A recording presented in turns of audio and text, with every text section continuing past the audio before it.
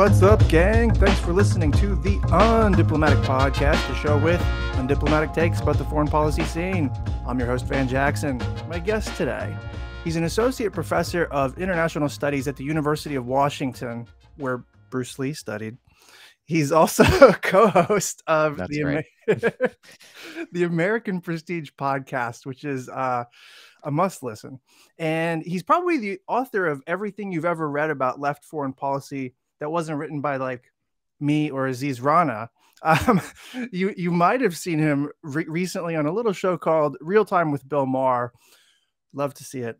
And he has a fantastic critical essay out in The Nation magazine called A Bad Breakup, The Discontent of Francis Fukuyama. My guest is the human lightning rod, Danny Bessner. Welcome to the show, brother. How you doing? Good. Thanks for having me, Van. Appreciate it.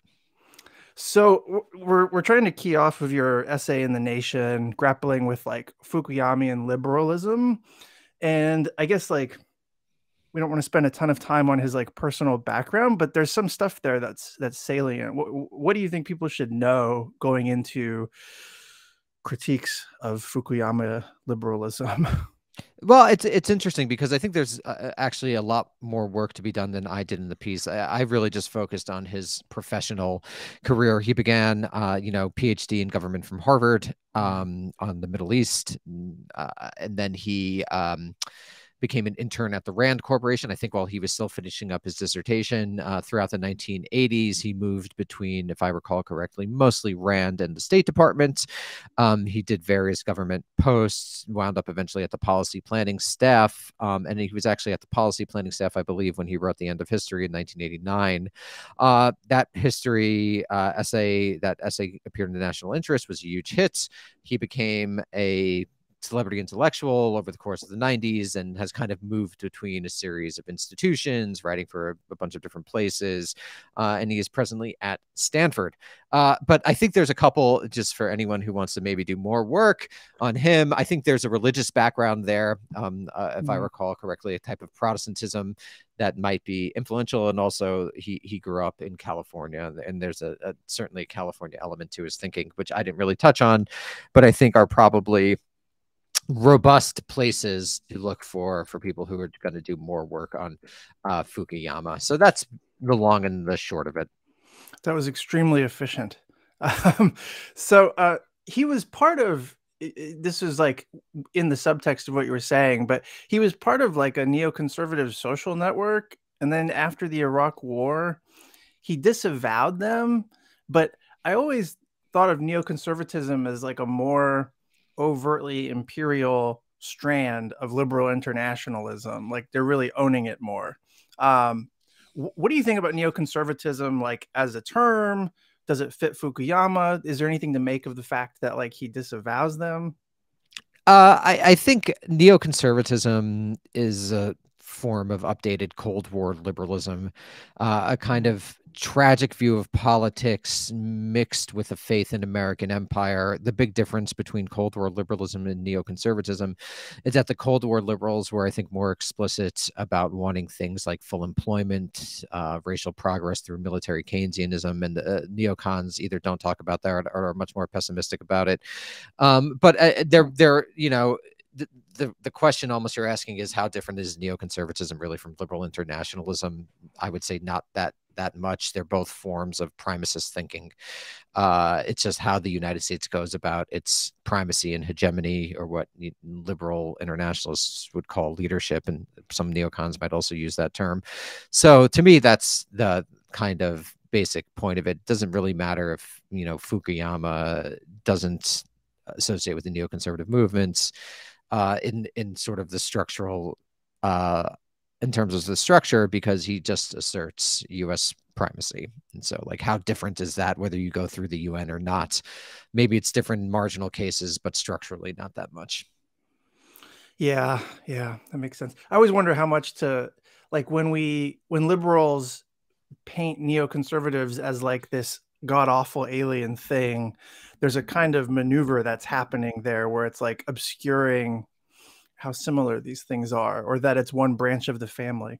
Yeah, I Um, think it absolutely is. There's really not that much of a difference. And like basically everyone who makes a career in foreign policy, like 95% of people would fall into a primacist camp in the United States, I would say. So there's really not that much difference between all of these people talking about the same things, which is one reason foreign policy discussion is so boring. And that it's like not that actually intellectually stimulating for the most part because it's kind of talking about the margins. yeah, no, that's right. I mean, that's one of the things that was alienating, aside from like finding substantive problems with the sort of foreign policy apparatus that I was supporting. It was really like there's not much going on here. Like everybody's just hustling to find a new angle on how we best support the status quo. And it's like that's never going to be exciting unless you're doing wars, you know. So that's problematic. Oh, I completely agree. What? So he got famous off this, The End of History and The Last Man, like you said. This is like the. It's bizarre almost how famous this book is. What for just people like everybody hasn't read it, and some people probably read it, but like 30 years ago. What was his argument there? What were the moves that he was making there? The essential argument was that there had been a convergence in international politics toward a form of liberal democratic capitalism. That even in this so-called socialist world, it seemed to Fukuyama at the time that liberal precepts were being embraced, particularly in terms of economic organization. There was a liberalization of the economies happening in the Soviet Union and various other third world, or at the time called third world, or are now called the global South nations. Um, it was mostly about economics, and the notion was that economic liberalization would eventually lead to a form of political liberalization over time, which was a classic argument of modernization theory. But that was the basic idea, that history in the Hegelian sense of a struggle between ideas and ideologies had ended with the triumph of liberalism, really liberal democratic capitalism, that form of liberalism. And so it was on one hand triumphant, and so that's the triumphant part, and on the other hand it was melancholic, because Fukuyama, like many Cold War liberals, going back to the 40s and the 50s, and even before formal Cold War liberalism in the 30s, there's also this kind of lamentation element to it, because liberalism to these people appeared a bit bloodless.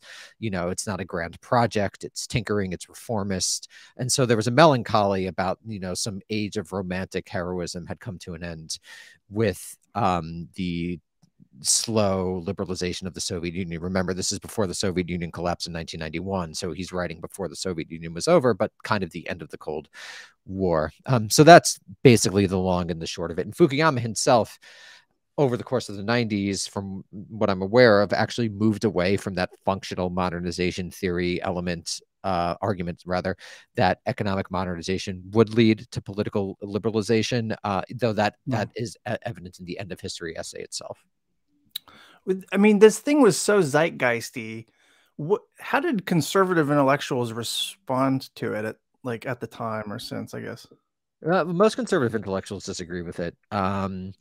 They basically, there was a forum, I believe, in the National Interest written that happened soon after the essay came out, and most basically disagreed. It was more so kind of the mainstream status quo that accepted it, both in Washington, D.C. and the public, and less so the conservative eggheads.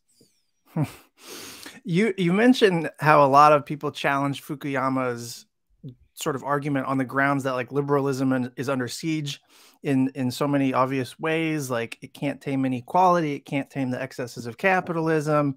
And you have this quote that I took as the argument of the essay. You say, quote, "Though Fukuyama is willing to acknowledge many of liberalism's limitations, he cannot envision a world beyond it. The tragedy of our times is that he doesn't really need to, because the argument he proffered in The End of History has proved correct." So this is obviously, this resonated with me, but like, what do you mean?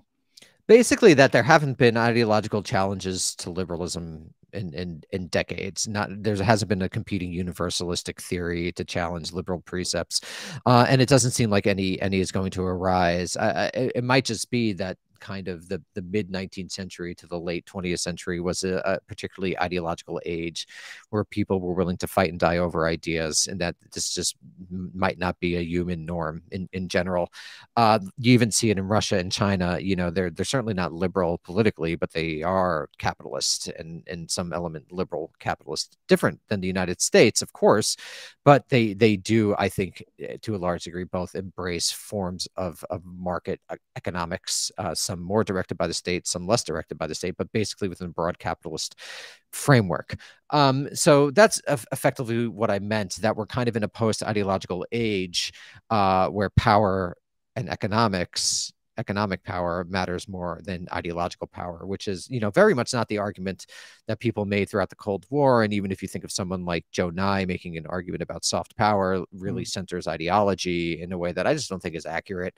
I don't think like culture really matters that much today. Ideology doesn't really matter that much. I actually kind of think ideology didn't really matter that much after the 1960s, that it was much less a driver of politics on both sides of the Iron Curtain, even though it was more than it was today. But that was effectively what I was trying to get across with that statement there. Yeah, that makes sense. So you mentioned Cold War liberalism and how it's I forgot how you characterized it, but it was like at least full employment and military Keynesianism, but like grafted onto a nationalist project that sought primacy. What did you say? I can't remember. Yeah. I mean, like there were progressive elements to Cold War liberalism, particularly in terms of race and in terms of employment and class. Like it was a real goal of the Cold War liberals to reach full employment. It was a real goal for many of them to support the civil rights movement, both out of personal conviction, also out of, as many people like Brenda Gale Plummer and Mary Dudziak have argued, as a way to present the United States as a genuinely democratic nation. And that just kind of like totally disappeared from the neoconservative worldview over the course of the 60s and 70s in response to the new left, effectively.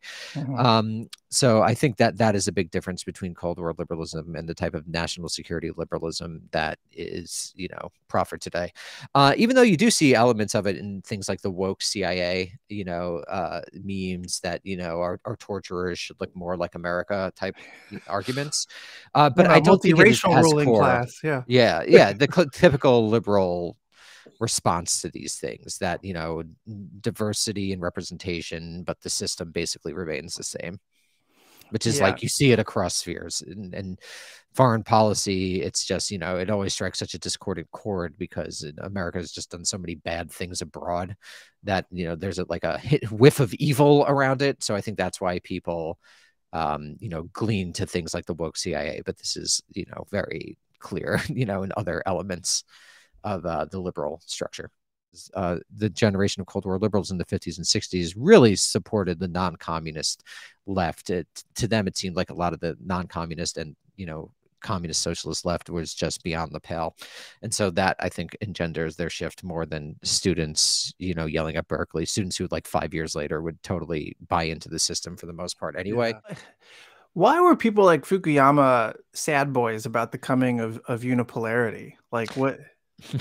I think I mean, they had organized their life around the Soviet Union, and they had spent years studying it. They felt a connection to it. I think that movie Tinker Tailor Soldier Spy, based on the Le Carre novel, gets it this well when they all sing the the Soviet anthem at the Christmas party, right? There was like an affection for the Soviet Union because it was like kind of a worthy enemy. And so it was this notion of the losing of a grand project. That liberalism, like technocratic liberalism of tinkering around the edges, isn't really an exciting way to live your life. And I think that has a lot to do with it. They were unmoored. And you see, various ways to try to get that old magic back in the 90s, humanitarian intervention, responsibility to protect, and you have terrorism after 9/11. Now you have China, but none of it hits quite like the Soviet Union because it seemed like you were really fighting for, the future of world history. And I don't think many people believe that nowadays. Yeah, you had a great line where you said something like the Soviet Union was the Joker to Fukuyama's Batman. And it's like, yeah, that's basically it. Yeah. Yeah. What does Batman do once the guy's locked up? Yeah, exactly. So I had a Jeannie Moorfield on here a while back, and she said something about, or no, I said something about how the nature of liberalism made it always be at the extremes of either triumphalism or crisis. And then she like acknowledged that, and then she said that even in moments of triumphalism, the crisis tendency was like always there. Well, I What do mean, you that's think about that? definitional of liberalism. If you think about like the first modern liberal, I don't really buy that liberalism goes back to Locke or those people. Those are proto-liberals, but the first real instantiation is Benjamin Constant and Madame de Stael in response to the French Revolution. And so their whole point was to navigate a path between monarchism and revolutionary bourgeois democracy, I guess, on the other hand. And so it necessarily views itself as moderating. And so if you're viewing yourself as moderating, you have to define yourself against something else. And that tends toward crisis thinking. And I think that's endemic to liberalism from the beginning.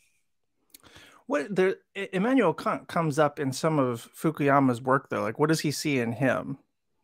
I think he basically buys into the perpetual peace notion, the Kantian argument that over time, liberal democracies are more likely to deal with each other and achieve some form of global peace. I think that's basically it. Sort of proto-democratic peace theory. Hmm. Well, so you might as well go around imposing regime change. Um, Exactly. um, so, okay, so in Fukuyama's latest book, which you like, might have been the trigger for that essay that you wrote. It was the essay was like really all encompassing, but like I guess the timing made it such that like you were talking about his latest book, Liberalism and Its Discontents. Yeah, it Um, was primarily an intellectual history, less of a review, but yeah, yeah. yeah. That was yeah. I mean, like also you can't really make sense or critique the Liberalism and Its Discontents book if you don't reference End of History. I mean, like, Yeah, um, they're but very critical, yeah. yeah, like there's some high-minded rhetoric in the stuff that he's saying about classical liberalism, which he kind of uses to critique neoliberalism, like attacking neoliberalism from the right almost. And the high-minded stuff is about like individual liberty. He says the phrase a lot, like, what is it? Individuals are like morally equal, but then he like but he's a ruling class theologian basically. Like I mean he works at Stanford. Like he exists to support a plutocracy in a lot of ways. Like he rationalizes the preservation of plutocracy even though he accepts that people are like individually morally equal. And classical liberalism is like his tool for doing this. So like what do you think about that? But what is classical liberalism anyway? Yeah, I mean, unclear. I think it basically refers to liberalism is itself an interesting ideology because it is, as Gary Gersel famously said, it's very protean, and I think it's useful Mm, to view it as basically responding to a series of problem situations organized around an individualist ethos. So I think that's basically what he's trying to do there is that you have the individualist ethos of people are, humanistically, morally equal, but the individualist ethos also informs things like entrepreneurialism and political liberalism and justification for inequality because individuals, while morally equal, might not be in their talents. The desserts yeah. they receive, to use a philosophical term, are not equal because people are individually different, morally equal but individually different. And I think that's kind of what he means by classical liberalism, this sort of individualist ethos. Yeah. It seems probably, I mean, I don't preach into the choir, I suppose, but if your theory of individual liberty is like requires limited government, then you're kind of justifying the power of the powerful. Like you're Yeah, it's giving all up on bullshit. inequality. Yeah. Liberalism, I mean, it's all bullshit. Liberalism is just an ideology of the powerful, like flat out. Well, there we have it. Yeah. I mean, it's not exactly a surprise. Again, this is why like so much of the like foreign policy discourse is just so boring because it's like justifications for the ruling elite in various ways. Uh, in the 50s or 60s, that might have felt more exciting because there was this grand ideological project, but to me, it just seems tired and frankly just boring. Yeah, there's something to that. You said something like that on Bill Maher, and he was like, I don't know, he he gave some weird response where like he didn't buy it or something, but then it came back and it actually made sense. Like I don't know. It's been on my mind ever since I saw you on that show. Um, in 2018, Fukuyama published a book called Identity. Mhm. And I skimmed it because like I did a job talk at Stanford. I knew I was going to meet him. He came to the talk, and the book was kind of shit from what I remember. Like it embraced a lot of like armchair critiques that come from the left about like alienation under globalization. I never actually read his work on identity. I really should. But so I can't comment on it. But from what I in the Liberalism and its Discontents book, it's he had the classic criticism of ID politics you hear all the time. It's again not especially illuminating. It's divisive. It doesn't allow us to achieve some sort of national wholeness. It separates rather than brings together, which is the classical left liberal criticism of ID politics. He makes gestures towards a left wing critique, which is that like we have to focus on class, but ultimately he affirms that should be accomplished through a form of reformist liberalism, which I just think like has empirically been shown to not really be possible. Or it tends towards oligarchy over not that long of a time period. So it's like, Yeah. if you're not going to take the history of actually existing liberalism into account, there's only so many criticisms that one can make. I heard him say on a podcast that in prep for this that liberalism is only guilty by association of the crimes in its name. And like You say about so is communism. So I mean, you can say it about anything. yeah, like literally that's a move that you could do in any context. Yeah. Yeah.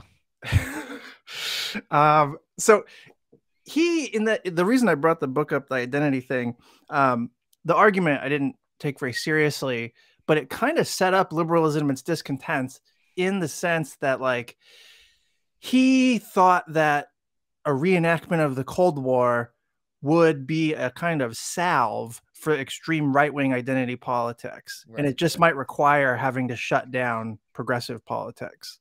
Do you think there's something? Well, I feel like I'm this softball questioning you here. Do you think that trying to do a new Cold War will fix this like alienation problem in society?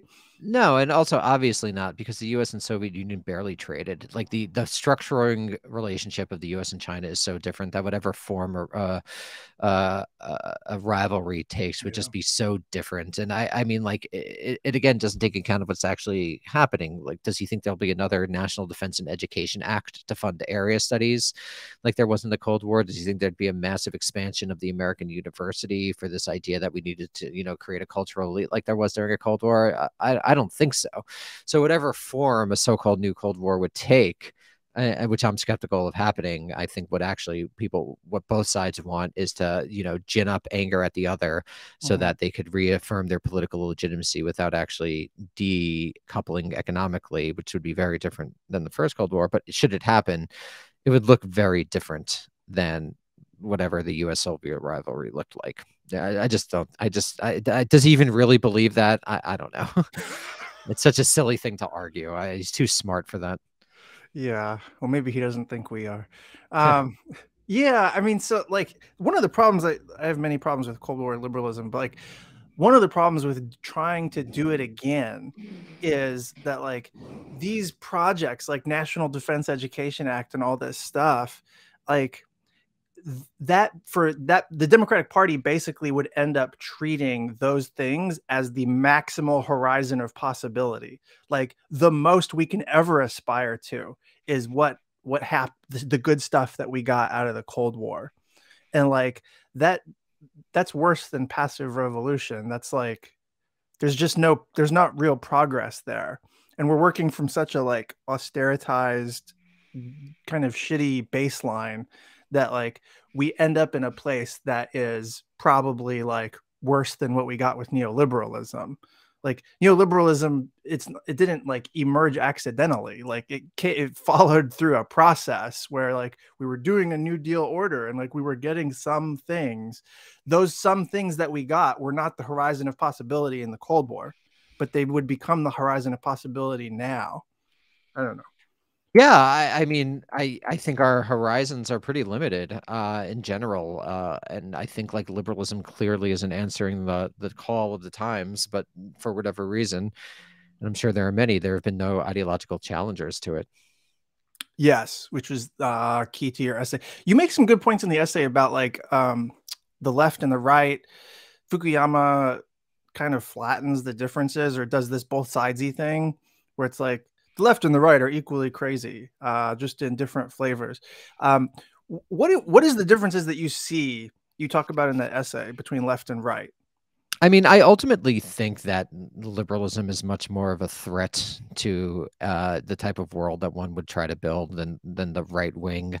I think the right wing has outside power in this country due to the structure of American politics, both in terms of things like Congress and the Electoral College, Mhm. and the fact that there's clearly an age division split between right and left, and so a lot of the mainstream media organizations kind of tend toward a right wing philosophy or approach, particularly Fox News and OAN or whatever the other ones are called. Yeah, But yeah, I mean, I think that there's a kind of a rump, revanchist, xenophobic, and racist right wing that supported Donald Trump, and that will probably continue to exist in American politics and has been in American politics from the beginning. But I think that the people who will mostly continue to rule, not only in terms of who's elected to things like the presidency or Congress, but also kind of the so-called deep state, the permanent bureaucracy, basically liberal.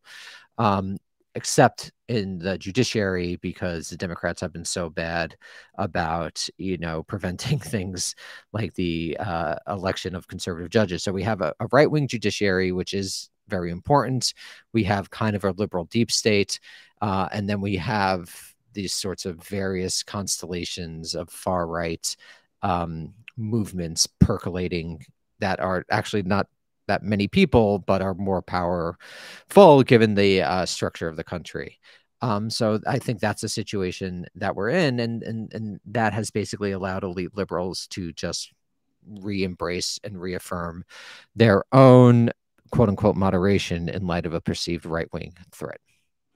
Yeah, I mean, what's tragicomic here too, and you mentioned this in the essay, is that the left in America, as such, is not the left of the 1930s or the 1950s, even or the 1960s, even. It's fucking. I mean, it's anti-revolutionary for sure. It's made its peace with democracy, right? Like the farthest that you go left in any kind of like public discourse is democratic socialism. So it's like marrying socialism with a framework of republicanism or something, or like with the Constitution. If that's as far as you go, then like the left cannot possibly be the boogeyman that you like need No, it it's to just he's be. annoyed with people he meets in like these hyper elite spheres at the university. It's like very classic.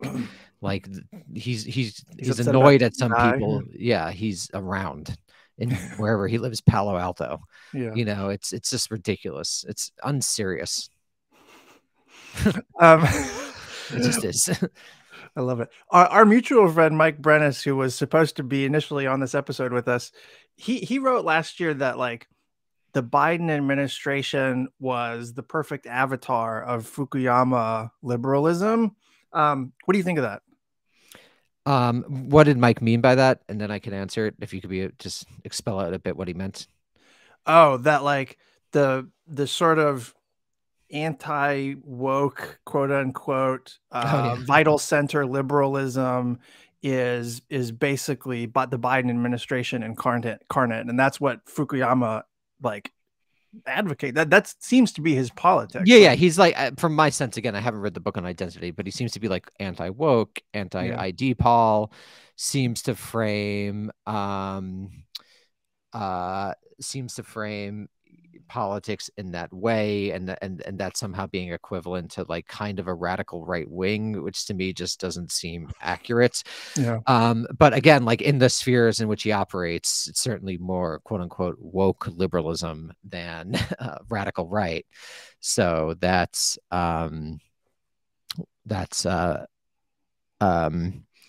I think where he goes wrong. You think I haven't heard him say anything about the Biden administration, but you think Fukuyama probably is like big fan of the Biden, the direction things are going? I would say broadly speaking. Um, Sorry, I'm drinking a lot of coffee. I No wanted to ask worries. you a quick question about the Rand Corporation because you've done like a shitload of research in this area, like you've investigated them quite a bit, but also like Rand fits into the background of Fukuyama.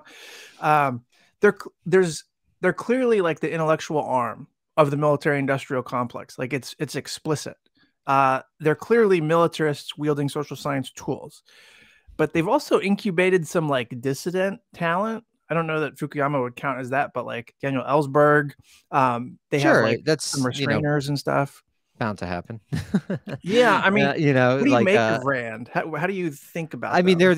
they're the intellectual arm of the U.S. national security state. The first, and there's a bunch more think tanks now, but they're still an important one. I mean, this is the world of think tanks. Mm-hmm. If you're in a think tank for the most part, unless you're at Quincy or Defense Priorities or Cato, you're probably going to support American military hegemony. And, is there that much of a difference between the Center for American Progress and the Center for Strategic and International Studies, even though they're like ideologically Nope. supposedly dissimilar? It's the same shit. So, like Rand is more sophisticated. I mean, I think the stuff coming out of Rand is generally more sophisticated than the other stuff. It's higher level. Real Um, analysis, yeah. yeah, it's actually like kind of real. But for the most part, the ideological, if you're at Rand, you kind of believe the US should run the world in some fashion. It's not 100% true. But Rand is one of the better ones. Actually, there's some like real garbage coming out of the think tank space, like really, really boring status quo stuff. And I wonder how much of that is just like the feature of the American gerontocracy is that like a lot of people who work here are older and the people they hire to work for them are younger. Or like the younger people they hire to work for them like agree with them. Like it always seems to me like Barry Weiss is a 6-year-old's idea of what a millennial should be. So I feel like you get that kind of like vibe in think tank world and in elite worlds as well. Very status quo. Same thing in academia. So I don't know, maybe things will change like as things are wont to do once the boomers finally die, but TBD. Yeah, in the foreign policy, the boomers have such a lock on opportunities, and there are these like social net. I mean, this used to be my world. The opportunities that are available in foreign policy for young people with $100,000 of student debt, needing a job, swearing by patriotism. They just want to serve, quote unquote, but actually they're like looking for any ladder to climb that they can find. And like the only way to get ahead, aside from like slotting into a civil service thing through usajobs.gov or whatever, is to find a patron, like a feudal lord or whatever. And the feudal lords are all boomers, and they're the ones with the Rolodexes that like have different opportunities and place you in different places. But you can't intellectually clash swords with your feudal lord. And so like you get people like Kurt Campbell who are they come from a fucking totally different era, and they're basically Republicans, but they're the kingmakers of the Democratic Party. So they're the horizon of possibility for foreign policy, and then they're the ones who are setting the boundaries of like what the young people can really think. So it's like if you're like an iconoclastic thinker or an independent thinker in some way, or if you have like socialist convictions in some way, fucking good luck. Good luck finding a feudal lord who's going to take you on, you know? Yeah, you could only do it in academia, and you could really only do it Yeah. if you have tenure. I didn't really start writing until I had tenure, or until my book was out. I started writing when my book was out, but I was pretty sure that I was going to get tenure. So yeah, Mm. it's basically impossible. It's just going to be an oligarchy of people who effectively believe the same things, which is why it's so boring. Like I really do find foreign policy discussions in this country for the most part very boring. Like just like Foreign Affairs is just a boring magazine for the most part.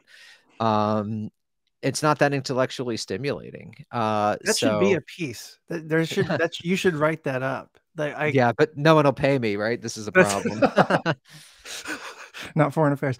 Um, do you Foreign think Affairs barely pays. I mean, yeah, it's like a whatever. hundred Yeah, bucks or something. yeah, Yeah, it's nothing. It's a joke. You can only be rich to do it. that's the idea. Yeah. So for I had one thought about Rand that like there's a progressivism in what Rand is doing, but it's like it's like the problematic side of progressivism because Yeah, I it's actually like, wrote an essay about this called The Progressive Origins of Project Rand. I mean, it's related to just sort of the progressive era idea of expertise and elite rule and making war more humane. I mean, the national security state is not conservative, it's liberal in its orientation and function. It really does believe that it's using expertise and forms of knowledge, social, scientific, and other, to mhm. basically make war, which is viewed as endemic, more humane. So yeah, no, I think that's completely right. And Rand is probably, again, the best instantiation of that because it's like the highest level of it. It's smart. They do good analysis. They do serious analysis, but it's still ideologically geared in a particular way for the most part. Not 100%, but for the most part. Yeah, no, I think that's right. I really think that, I don't say this pejoratively, but like Rand is what happens when you have a sort of progressive politics, but without any kind of commitment to anti-militarism. Like if you refuse to embrace anti-militarism, even in principle, but you insist on being progressive, the result, the best case result is that you like come out with a Rand. And so like that seems to jive with what you're saying. Yeah, I think that's right. I had like one parting question, Sure. speculative. So, like, our politics in the US does not favor socialism, obviously. Socialism has no real grasp on power, except at like the margins of Justice Democrats or something. What stops socialism from being the end of history intellectually? Like, posing communism as the alternative to liberalism, it obscures how you could have a synthesis, going back to Hegel, that looks like highly participatory democracy or democratic socialism. Like, wouldn't that be like a higher stage of human development than like grind set alienation individual liberalism? Like, Yeah, I mean, well, Marx said that like either the proletariat would become conscious in and of itself, seize the means of production, and transcend capitalism in order to use the technologies created by capitalism for the human good. I think we might be living in a world. The phrase that I use is that Skynet has become self-aware. Like we work for the algorithm, and the algorithm doesn't work for us. And Marx also said if we didn't, if the humanity through the proletariat didn't do that, then there would be the mutual ruin of the contending classes, which he said had described earlier periods of human history. And I think it's very likely that we live in that world. I mean, just think of like all the ideological work done by people, very smart people, in favor of like horrible neoliberal capitalism. It just seems like there's very little hope to transcend it. Like the proletariat didn't do what Marx hoped it would do. And so here we are. yeah. Well, man, that was a great way to end it. Danny Bessner, thanks for coming on the show, dude. This is Thanks awesome. for having me, man. Appreciate it. Thanks.